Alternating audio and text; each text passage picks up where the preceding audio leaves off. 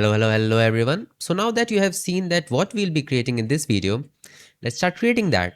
So first of all, before writing our code, let's actually install a few packages that are required for this project. So we have to install opencv python. So we'll install opencv python. Alongside that, we have to also install numpy and cv zone. So let's quickly install that. For me, it is already installed, so it will say requirement already satisfied. By the way, I prefer using a virtual environment for creating projects because I work on new projects and new version every week or every month. So if I install the packages on the main system, then it may mess up my previous project or projects in the future.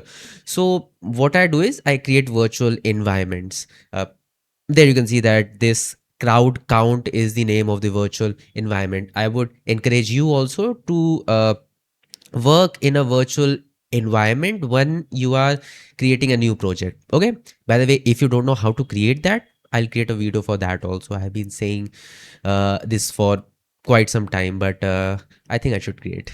Then another important package that we'll be using for this project is ultralytics. So pip install ultralytics. I think this is what the spelling of ultralytics is.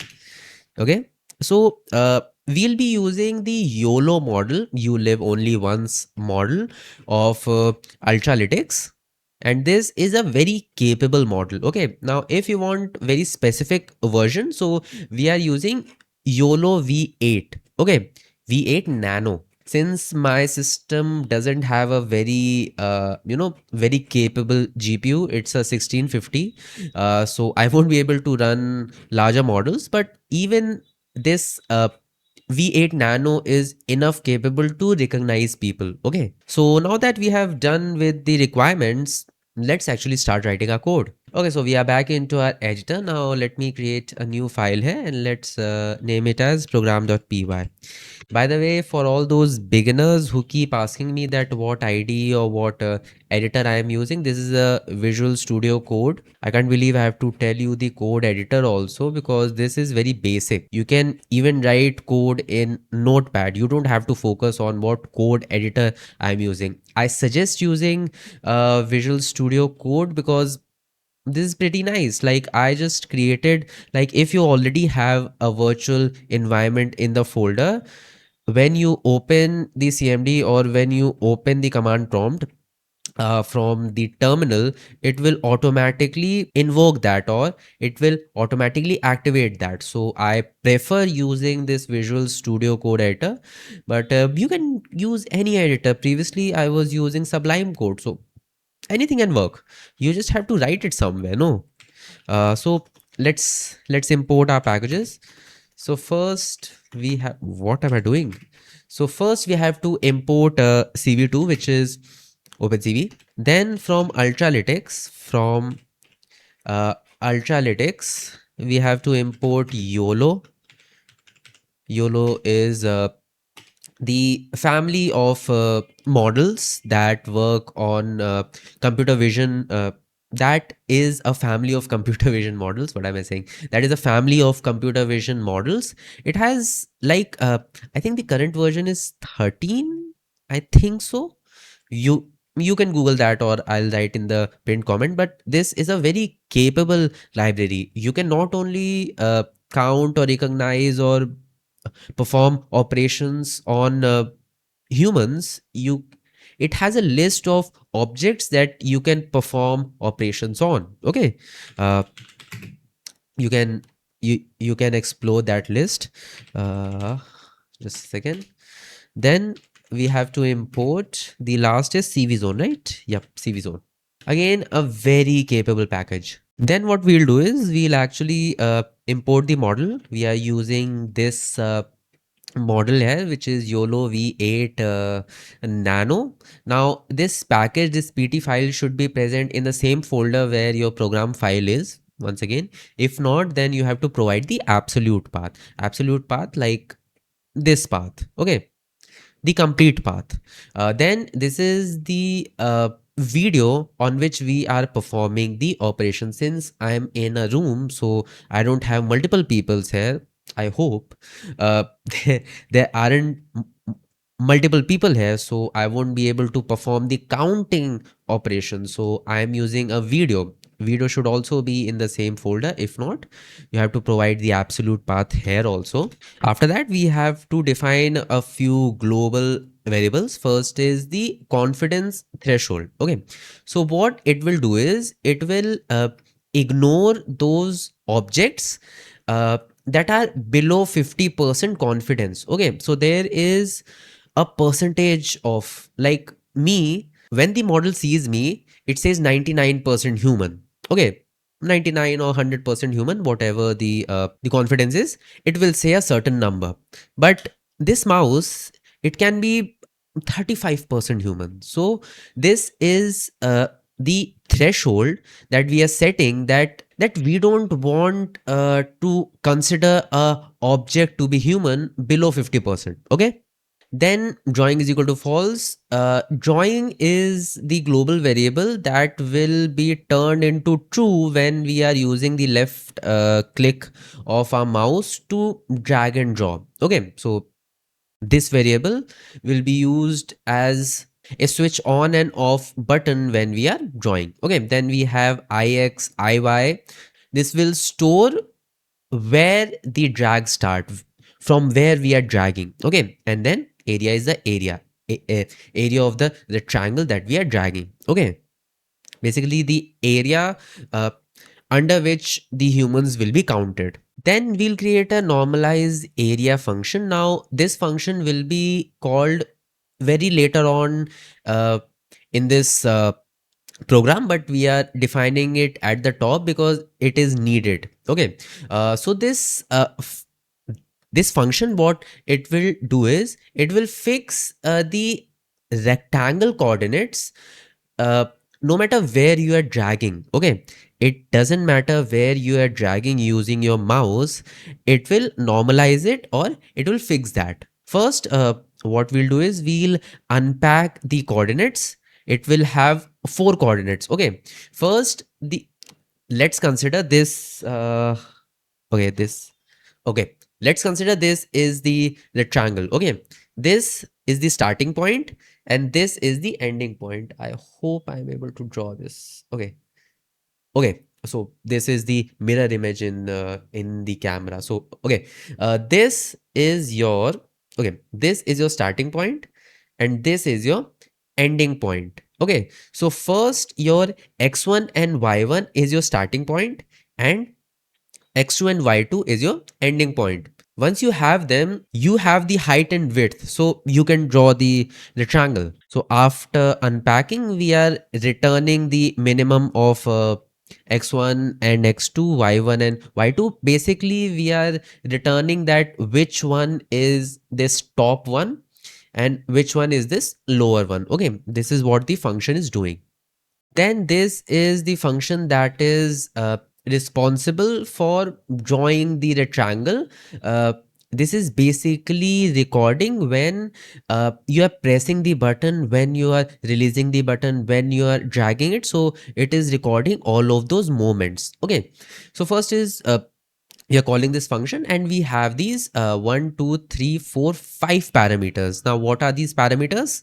So event flags and parameter recognizes that what is the event, like if it is button down, if we are moving the button, if we are dragging it. So these three parameters are for the event.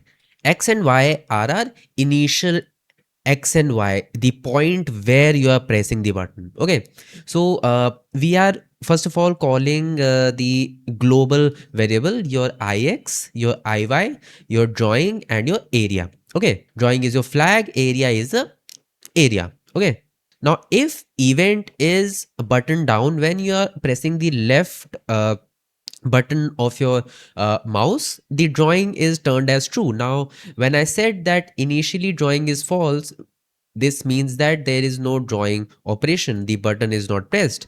But right now the drawing is true, which means that we are pressing the button, we want to drag and select the area where we want to uh, count the people. Okay, then ix and iy is equal to x and y, so we are assigning these values. Initially it was -1 and -1, which was the default value. Now we are assigning the specific value where uh, from where we are starting to drag. Okay, then the area is this. Else if the event is mouse move, so this was when we are pressing the button, this is when we are moving it. Okay, so when we are moving we are increasing the area, right? So we are increasing the area. If the drawing is true, if the button is not released. Okay, if the button is not released, because when the button is released we are setting drawing to false. Okay, so if we are dragging and the button is not released, this means that we have to increase the area. But if the button is released, we are uh, putting our fingers up from the mouse left button, we have to put drawing is equal to false. We have to send the final area, and this is just a normal print command. So that we can see what the normalized area is. I haven't run uh, in the final section of the video. I'll show you the output. You might have probably seen the demo in the starting, but that doesn't had the terminal output, but I'll show you at the end. Okay, this is a simple print. You can remove if you want, but this is just uh, to check whether the area selected is correct or not. Okay, then what we'll simply do is we'll create a new window and we'll assign this draw rectangle to this window. Okay, this is a new opencv window that is being assigned this drawing action. Okay, then we are defining a couple of global variables before we start writing our main loop. Now what are these variables? First is the count, the total number of people that have crossed that area, then the counted IDs. Okay, this is a very important concept that is very much required in this program. So let's consider this area. So if someone is crossing to this area and due to some obstruction, for a second or so that person goes out of the recognition. Okay, when it reappears, if this count id is not present, that person will be counted as a new person. Okay, just example, I am going through uh, the selected area and there is a tree there.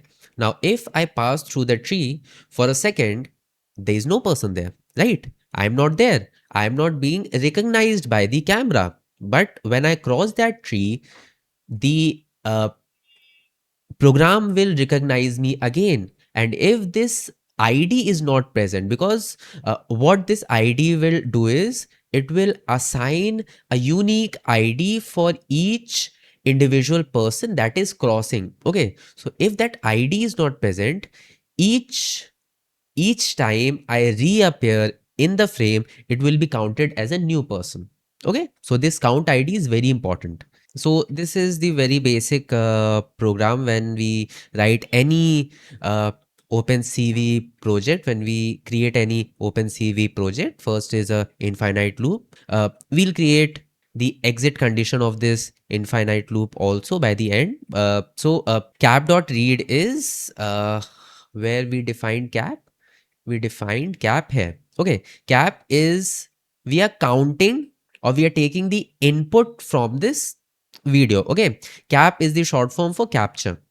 Okay, so cap.read, we are reading that video and we have two types of data. First is a flag of whether we are able to recognize or we are able to read the video or not. So it's a flag. Second is the actual image data. Okay, now if not success, if we are not able to read the data, the loop will break. Due to some reason, we were not able to read the video. Now, I think my camera is off. Just give me a second. Okay, so I'm back. Now, this is probably one of the most important line of this project. So, we are creating this results variable and then we are doing model.track. Okay, so what is the model? Model is this. The model the YOLO V8 nano. So we are doing model.track. What are the parameters? First is the image, which is the actual frame. So this is where we are actually doing the detection part. Okay. So on which image we are doing that? The img variable, the img image that we are getting from here, then persist is equal to true. Now what this does is it remember tracks between the frame. Okay, so this is your id. Okay, this will make sure that recounting doesn't happen. Then we have class is equal to 0. So your YOLO model has multiple classes. What classes mean is what objects it is recognizing. You don't have to write classes is equal to person or human. You write number here. 0 is person. It has multiple objects like cars, boats, and the list is long. You can check on the ultralytics website. Okay, then we have the confidence. The confidence threshold was defined at the top only.